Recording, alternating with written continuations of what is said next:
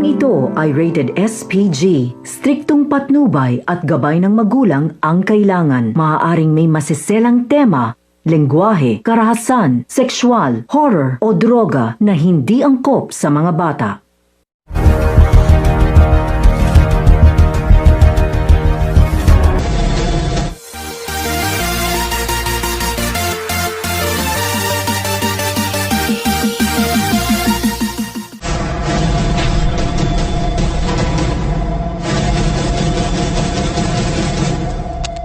Hi guys, welcome po sa aking channel, Niall Liza TV. Please like and subscribe. Maraming salamat po at God bless. Tuluyan na ngang nakatakas ito ngang sila Ambo at Elizabeth kasama si President Oscar Hidalgo, sa mga kamay nga nila Lily at Renato Hipolito. Nang makumpirma nga nila na masyado na silang malayo sa palasyo ay agad nga nilang naisip na magstay muna sa isang hotel kung saan ay di na sila masyadong makikilala.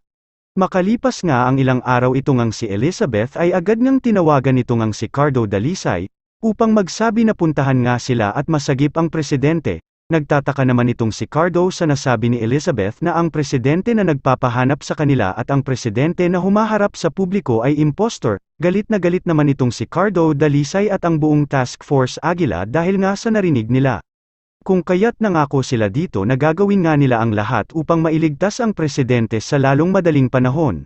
Samantala, ipapatrabaho naman ni Renato Hipolito kay Jacob ang paghahanap kila President Oscar, Ambo at Elizabeth. Ibinigay nga ni Hipolito kay Jacob ang plate number at ang kulay ng sasakyan na ginamit nga nila sa pagtakas.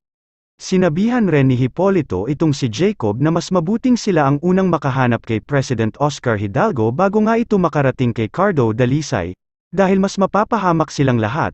Paunahan na nga sa paghahanap kay President Oscar Hidalgo. Yan po ang ating dapat abangan sa FPJs ang Probinsyano. Maraming salamat po sa panunood at God bless.